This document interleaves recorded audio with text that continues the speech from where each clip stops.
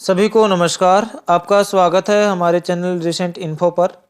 जैसा कि आप सभी जानते हैं कि हम आपके लिए यहाँ जो है वो डेली का जो अपडेट है वो लेकर आते हैं। दिन की मुख्य मुख्य घटनाएं क्या क्या होती हैं वो हम आपको प्रोवाइड करवाते हैं और जो आपकी परीक्षा की दृष्टि से महत्वपूर्ण होती हैं। और आपको ये भी पता है कि हम 2 दिनों का जो अपडेट है वो एक ही वीडियो में आपको देते हैं। जैसे इससे पहले हमने 9 और 10 फरवरी का अपडेट देखा था, तो आज हम 11 फरवरी और 12 फरवरी यानी 12 फरवरी के शाम तक की जो दिन की मुख्य घटनाएं हुई हैं वो हम देखेंगे। तो चलिए शुरू करते हैं बिना किसी देरी के। वीडियो पसंद आता है तो लाइक किया करें और शेयर किया करें अपने फ्रेंड के साथ, ताकि उनको भी कुछ बेनिफिट हो। और हमसे जुड़े रहने के लिए हमारे चैनल को सब्सक्राइब कर दें और साथ में जो बेल आइकन है घंटी है उसको भी दबा लें, ताकि हम आगे जो भी वीडियो अपलोड करें उसका नोटिफिकेशन आपको मिल जाए और आप अपडेटेड रहें हमारे द्वारा दी गई जानकारी से। काफ़ी दिनों से नेट नहीं चल रहा था तो आपकी सेवा में उपस्थित नहीं हो पाए थे। तो चलिए शुरू करते हैं बिना किसी देरी के। सबसे पहले है श्रीलंका और मॉरिशस फास्ट डिजिटल पेमेंट के लिए कौन सी भारतीय भुगतान प्रणाली को अपनाएंगे। यानी जो श्रीलंका और मॉरिशस है वो लेन देन के लिए डिजिटल पेमेंट के लिए भारतीय एक भुगतान प्रणाली उसको अपनाएंगे। आपको उसका नाम बताना है, तो कौन सी भुगतान प्रणाली अपनाएंगे, ये अपनाएंगे यूपीआई। ठीक है, यूपीआई सबसे पहले जो एशियाई देशों में जो फ्रांस है उसने हमारी ये यूपीआई भुगतान प्रणाली को अपनाया था विदेशों में। दूसरा है, आगे का प्रश्न है, टेनिस मेंस सिंगल्स में किसने Chennai open ATP challenger trophy जीती है। तो ये Chennai open ATP challenger trophy men's singles में किसने जीती है टेनिस में, तो ये जीती है सुमित नागल ने। किसने जीती है? सुमित नागल ने। आगे है, किसे national payments corporation of India के गैर कार्यकारी अध्यक्ष के रूप में नियुक्त किया गया है। एनपीसीआई का जो गैर कार्यकारी अध्यक्ष है वो किसको बनाया गया है? ये बनाया गया है अजय कुमार चौधरी। किसको बनाया गया है? अजय कुमार चौधरी को। आगे चलते हैं, संगीत नाटक अकादमी, ठीक है, ये कहाँ पर दक्षिण भारत सांस्कृतिक केंद्र स्थापित करेगी। दक्षिण भारत का सांस्कृतिक केंद्र संगीत नाटक अकादमी स्थापित करेगी। कहाँ स्थापित करेगी? ये करेगी हैदराबाद में। कहाँ करेगी? हैदराबाद में। आगे है, सुत्तूर यात्रा महोत्सव 2024, ये हुआ है कर्नाटक में। तो कर्नाटक राज्य में भी कहाँ पर हुआ ये आपको बताना है। तो ये हुआ है मैसूर में। ठीक है, ये कहाँ पर हुआ है? कर्नाटक राज्य के मैसूर में हुआ है। आपको इतिहास की जानकारी होगी तो टीपू सुल्तान से संबंधित है मैसूर। ठीक है, टीपू सुल्तान से। आगे है, उत्तर प्रदेश में मुख्यमंत्री कन्या सुमंगला योजना, उसके तहत वार्षिक अनुदान कितना बढ़ाया गया है। जो उत्तर प्रदेश में मुख्यमंत्री कन्या सुमंगला योजना है उसमें पहले 15,000 रुपये मिलते थे साल में, अब कितने कर दिए हैं? 25,000 रुपये कर दिए हैं। तो पहले यानी 10,000 रुपये की बढ़ोतरी की है और एक साल में अब 25,000 रुपये मिलेंगे। और ये जो योजना है मुख्यमंत्री कन्या सुमंगला योजना, ये कब शुरू हुई थी? ये 2019 में शुरू हुई थी। ठीक है, योगी आदित्यनाथ ने इसके अनुदान को बढ़ाया है। उत्तर प्रदेश के जो मुख्यमंत्री हैं योगी आदित्यनाथ हैं, बीजेपी से पार्टी से संबंधित है। आगे, सिक्किम सरकार ने किसके सहयोग से सिक्किम इंस्पायर पहल शुरू की है। तो सिक्किम पे हमने पिछले कल वीडियो में एक और प्रश्न देखा था कि ओल्ड पेंशन स्कीम लागू करने वाला, इसको बहाल करने वाला पूर्वोत्तर राज्य में पहला राज्य कौन बना है? ये सिक्किम ही बना है। तो सिक्किम ने सरकार ने किसके सहयोग से सिक्किम इंस्पायर पहल शुरू की है।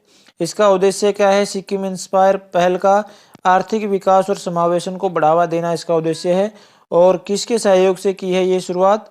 ये की है विश्व बैंक के सहयोग से। ठीक है, वर्ल्ड बैंक के सहयोग से ये शुरुआत की है। आगे है, आईआरसीटीसी यानी रेलवे से के नए प्रबंध निदेशक के रूप में किसने कार्यभार संभाला है। और IRCTC क्या करता है, भोजन से संबंधित है। इंडियन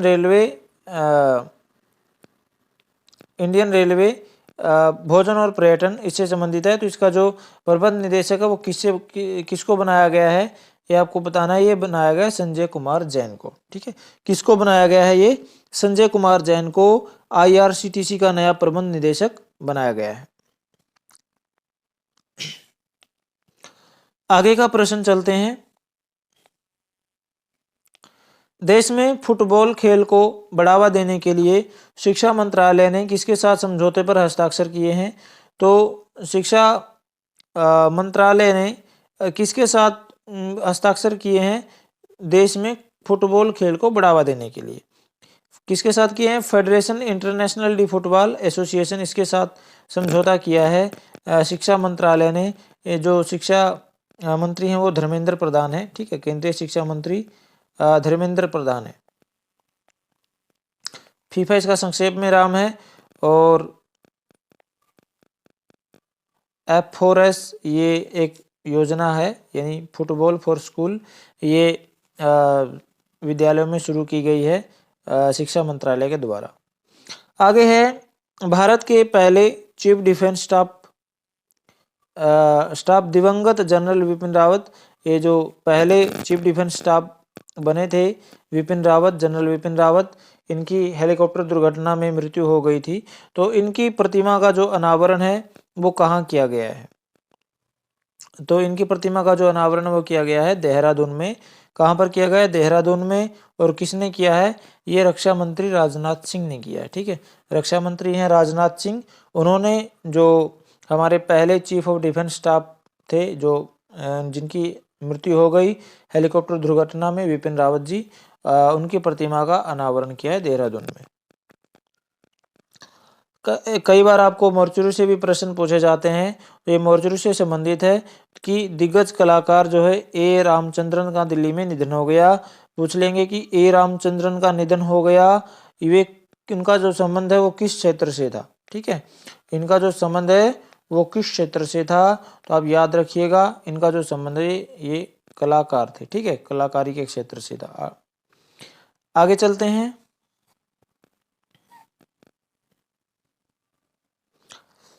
और दिवस भी पूछे जाते हैं कि ये दिवस कौन से दिन मनाया गया, या इस दिन कौन सा दिवस मनाया गया, ये भी कई बार परीक्षाओं में पूछा जाता है। तो हम 11 फरवरी और 12 फरवरी का जो करंट अफेयर कर रहे हैं, तो दैनिक समसामयिकी कर रहे हैं, अपडेट देख रहे हैं।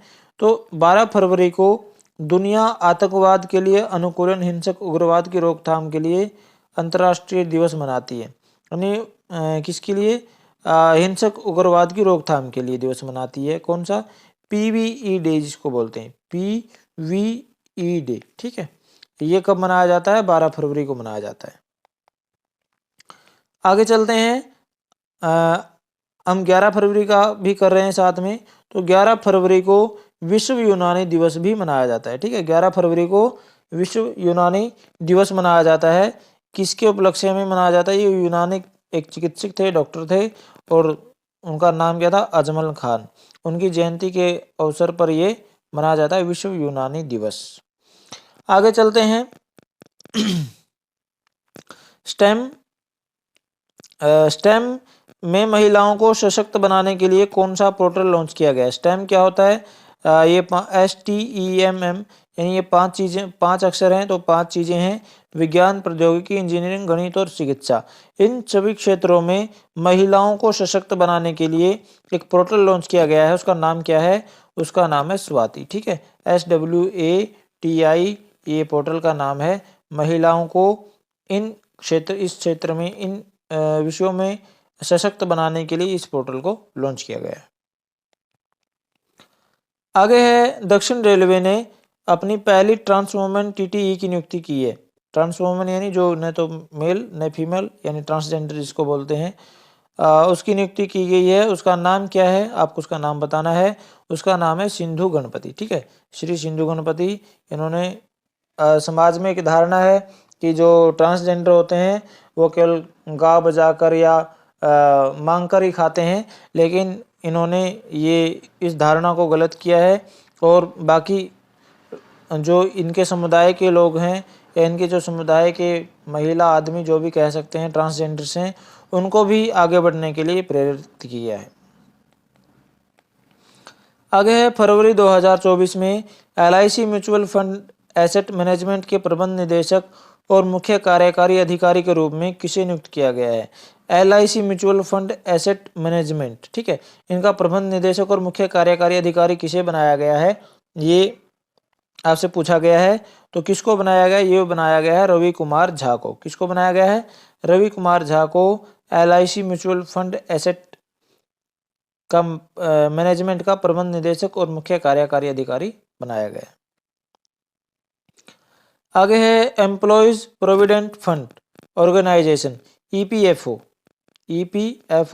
यदि आप कहीं प्राइवेट नौकरी करते हैं और प्राइवेट नौकरी में यदि आपका EPF में कटता है तो वो बहुत बेनिफिट होता है। सरकारी जो जॉब करते हैं उनके लिए तो OPS या NPS होता है। OPS पुराने लोगों के लिए है जो 2006 से पहले 2004 से पहले नौकरी लगे हैं, और 2004 के बाद जो नौकरी लगे उनके लिए NPS न्यू पेंशन स्कीम, ठीक है।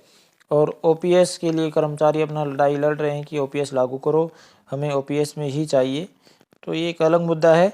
तो EPFO यदि इसमें आप अपना पैसा कटवाते हैं तो ये बहुत बेनिफिशियल ही होता है, आपको इसका बहुत ज़्यादा इंटरेस्ट मिलता है बाकी और चीज़ों की दर में, ठीक है। तो इसने वित्त वर्ष 2023-24 के लिए कर्मचारी भविष्य निधि जमा पर कितने प्रतिशत की ब्याज दर निर्धारित की है, ठीक है। तो ये अब तक की सबसे ज़्यादा ब्याज है 8.25, ठीक है, 8.25 ये ब्याज दर निर्धारित की है EPF अकाउंट पर, ठीक है। जो EPF में जिसका पैसा कटता है उनके लिए ये बेनिफिशियली है। चलिए आगे चलते हैं। किसने अपने चैटबॉट बर्ड को जेमिनी के रूप में रिब्रांड किया, यानी पहले ये बर्ड था अब इसको जेमिनी नाम रख दिया है। तो किसने किया, ये गूगल ने किया, ठीक है। आगे है कौन सा राज्य इंटरनेट को बुनियादी अधिकार बनाने के लिए AI हब स्थापित करेगा। A और I आर्टिफिशियल इंटेलिजेंस, ठीक है। तो यानी इस राज्य का जो मानना है कि भाई जो इंटरनेट है वो सभी के पास उपलब्ध होना चाहिए, तो इसके लिए ये AI हब स्थापित करेगा। तो कौन सा राज्य है, ये तेलंगाना राज्य है, ठीक है। और इसके मुख्यमंत्री कौन है, आप कमेंट बॉक्स में लिखकर बताइए। आगे विज्ञान में महिलाओं और लड़कियों का अंतर्राष्ट्रीय दिवस कब मनाया गया, तो ये मनाया गया 11 फरवरी को, ठीक है। हम 11 फरवरी और 12 फरवरी का अपडेट देख रहे हैं तो उसी में आ जाता है। तो किस देश में नया वर्क लाइफ बैलेंस बिल पेश किया है, किस देश में नया वर्क लाइफ बैलेंस बिल पेश किया गया है, यानी न्यू वर्क लॉ लागू पेश किया गया है, कौन से देश में किया गया है भाई, काम करने का जो कानून है वो पेश किया गया है कौन से देश में, ऑस्ट्रेलिया में, ठीक है। आगे चलते हैं। अंटार्कटिक वैज्ञानिक अध्ययन के लिए किस देश ने क्लीनलिंग स्टेशन का अनावरण किया है, यानी अंटार्कटिक के वैज्ञानिक अध्ययन के लिए, यानी उसमें कुछ खोजबीन करने के लिए तो जो एक देश है क्लीनलिंग स्टेशन का उसने अनावरण कर दिया है। तो कौन सा देश है, चाइना, ठीक है। चाइना ही सबसे पहला अजीबोगरीब या फिर रिकॉर्ड वाले काम करता रहता है। चलिए आगे चलते हैं। आगे मोर्चरी से संबंधित प्रश्न है। उषा किरण खान का निधन हो गया, वे कौन थी, तो उषा किरण खान कौन थी, ये साहित्यकार थी, ठीक है, नॉवलिस्ट जिसको बोलते हैं, साहित्यकार थी ये। आगे है 2 दिवसीय 2 समोचे महोत्सव कहाँ मनाया गया, तो ये 2 दिन चला है ये 2 समोचे महा महोत्सव, तो ये कहाँ पर मनाया गया, ये मनाया गया लद्दाख में, ठीक है। आगे चलते हैं। किस देश के तमांग समुदाय ने सोनम लोसार के अवसर पर नया साल मनाया है, ये तमांग समुदाय है, इसने सोनम लोसार इनका कोई त्यौहार होता होगा तो इसके अवसर पर नया साल मनाया को, तो किस देश का है ये है नेपाल का, ठीक है, नेपाल का समुदाय है ये तमांग। आगे चलते हैं। किस देश के राष्ट्रपति कैटलिन नोवाक ने अपने पद से इस्तीफा दे दिया है, यानी कैटलिन नोवाक ये किसी देश के राष्ट्रपति हैं और इन्होंने अपने पद से इस्तीफा दे दिया है। तो किस देश के हैं आपको बताना, ये हैं हंगरी के, ठीक है, इन्होंने अपने पद से इस्तीफा दे दिया। आगे, भारत किस देश में सैनिकों की जगह टेक्निकल स्टाफ भेजेगा? भाई, भारत वैसे तो सभी देशों में अपने सैनिक भी भेजता है, सहायता भी प्रदान करता है, लेकिन इस देश में भारत ने सैनिकों की जगह अपना टेक्निकल यानी जो मशीन वगैरह यंत्र वगैरह खराब हो जाते हैं उससे संबंधित जानकारों को भेजेगा। तो कौन से देश में भेजेगा? ये भेजेगा मालदीव में। ठीक है, आगे चलते हैं। किसने राजस्थान पुलिस महानिदेशक का पदभार संभाल लिया है? तो किसने संभाला है राजस्थान पुलिस महानिदेशक? कौन बने हैं? ये बने हैं उत्कल रंजन साहू। कौन है ये? भारतीय पुलिस सेवा के वरिष्ठ अधिकारी हैं ये उत्कल रंजन साहू। इन्होंने राजस्थान पुलिस महानिदेशक का पदभार ग्रहण किया। आगे चलते हैं। किस शहर में अमोदिनी इंटरनेशनल फिल्म फेस्टिवल 2024 का शुभारंभ किया गया? तो ये किस शहर में किया? ये किया है राजस्थान की राजधानी जयपुर में। और कितने दिनों तक चला? ये 2 दिनों तक। और बहुभाषीय यानी अनेक भाषाओं से युक्त है ये। और इसका जो आयोजन है वो किसने किया है? वो किया है डोला फाउंडेशन सोशल वेलफेयर ट्रस्ट के द्वारा। ठीक है, डोला फाउंडेशन सोशल वेलफेयर ट्रस्ट, इसने इसका जो आयोजन किया है।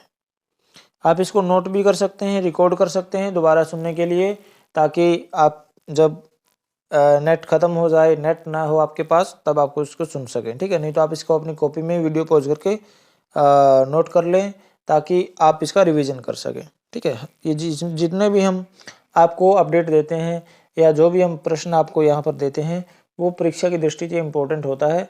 और यदि आप किसी परीक्षा की तैयारी कर रहे हैं तो आपके लिए ज़रूरी है उसको रिवीजन करना। आगे चलते हैं। भारत में सामुदायिक रेडियो के कितने वर्ष पूरे हुए हैं? सामुदायिक रेडियो भारत में इसके प्रचलन के कितने वर्ष पूरे हुए हैं ये आपको बताना है। तो कितने साल हुए हैं? 20। ठीक है, इसने अपने 20 साल पूरे कर लिए हैं। आगे है, भारत में राष्ट्रीय उत्पादकता दिवस हर साल कब मनाया जाता है? तो ये हम 11-12 फरवरी का करंट अफेयर कर रहे हैं। तो ये 12 फरवरी को मनाया जाता है राष्ट्रीय उत्पादकता दिवस। आगे है, दत्ता जीरो कृष्णराव गायकवाड़ का निधन हो गया। वे किस खेल से संबंधित थे?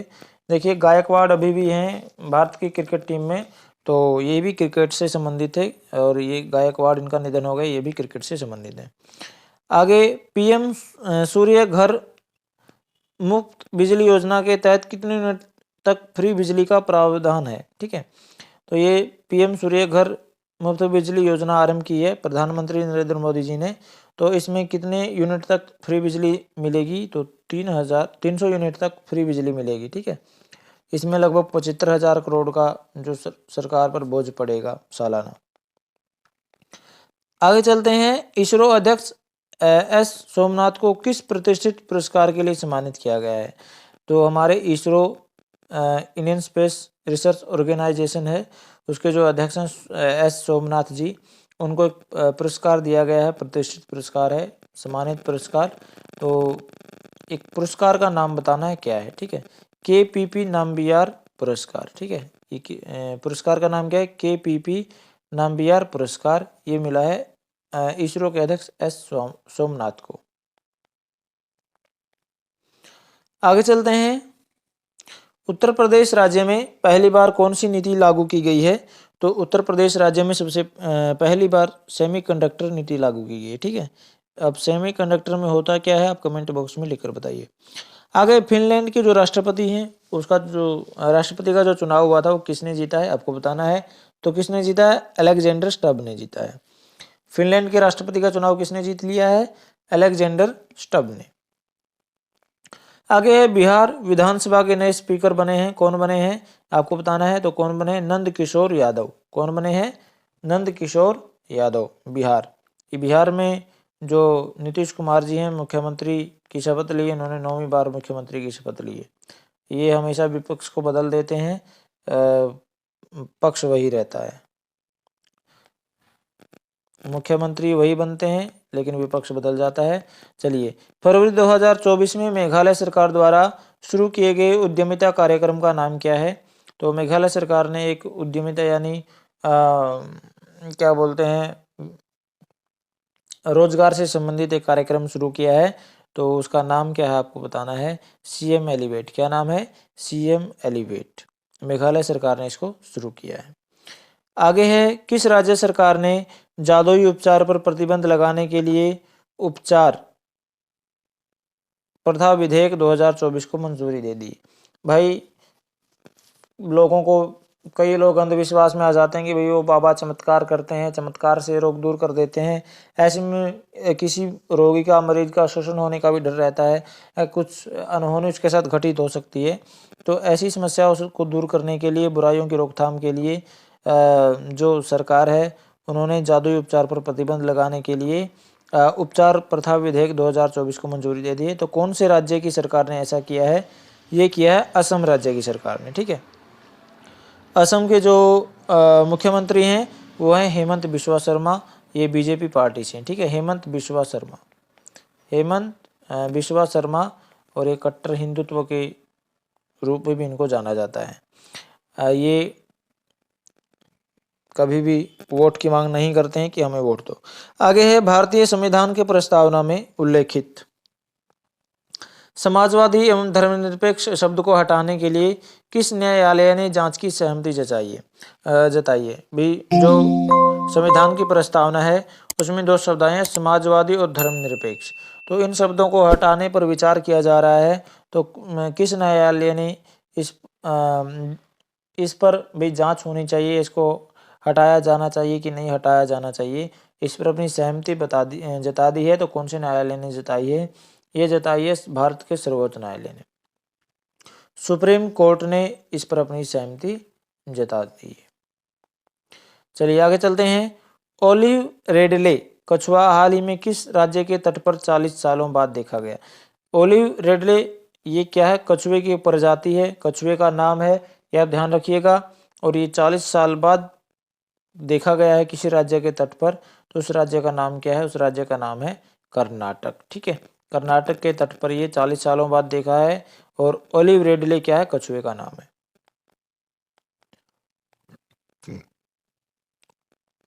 आगे, भारत के किस शिक्षण संस्थान को नेल्सन मंडेला पुरस्कार 2024 दिया गया है?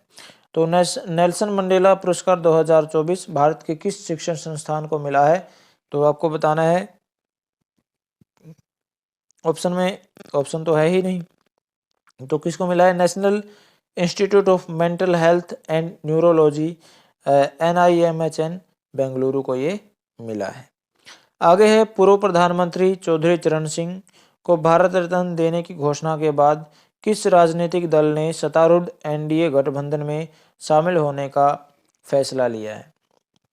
देखिए, अभी हाल ही में जो केंद्र सरकार द्वारा पहली बार 5 लोगों को या 5 व्यक्तियों को भारत रत्न देने की घोषणा की गई इकट्ठे। तो कौन कौन से? स्वामीनाथन जी हैं, स्वामीनाथन जी, चौधरी चरण सिंह और नरसिम्हा राव। चौधरी चरण सिंह 5वें प्रधानमंत्री हैं, नरसिम्हा राव 9वें प्रधानमंत्री थे भारत के। और स्वामीनाथन ये कृषि वैज्ञानिक हैं। और कर्पूरी ठाकुर बिहार के पूर्व मुख्यमंत्री हैं। और लाल कृष्ण आडवाणी बीजेपी के वरिष्ठ नेता हैं। तो इन 5 को भारत रत्न देने की घोषणा की थी केंद्र सरकार ने। तो इनमें से जो 4 हैं वो तो दिवंगत हैं, अकेले लाल कृष्ण आडवाणी जी ही बचे हैं।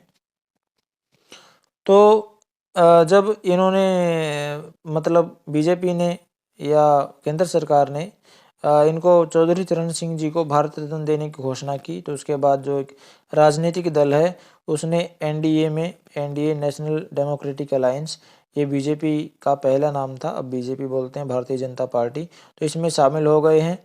तो उस पार्टी का नाम क्या है? तो उस पार्टी का नाम है राष्ट्रीय लोकदल। ठीक है, राष्ट्रीय लोकदल। और इसका चुनाव चिन्ह क्या है? हैंडपंप। ठीक है, ये बीजेपी के साथ मिल गई है, NDA में ये शामिल हो गई है। और इसकी स्थापना जो की थी वो चौधरी चरण सिंह जी ने ही की थी, तो इसलिए ये शामिल हो गई है। अपने जो संस्थापक है उनको भारत रत्न देने की खुशी के बाद। ठीक है, उनको सम्मान देने के बाद। तो आज की वीडियो में इतना ही। मुझे आशा है कि आपको हमारा जो वीडियो पसंद आया होगा। तो जाने से पहले लाइक करें और अपने फ्रेंड्स के साथ शेयर अवश्य करें, ताकि उनको भी कुछ बेनिफिट हो या वो भी इससे लाभ उठा पाएँ। और यदि आपने चैनल को सब्सक्राइब नहीं किया है, चैनल पर नए हैं, तो चैनल को सब्सक्राइब अवश्य करें और साथ में घंटी दबा दें। घंटी दबाने का फ़ायदा ये होगा कि हम आगे जो भी वीडियो अपलोड करेंगे उसका नोटिफिकेशन आपको मिलेगा और आप हमारे द्वारा दी गई जानकारी से अपडेटेड रहेंगे। थैंक यू, मिलते हैं अगले वीडियो में। धन्यवाद।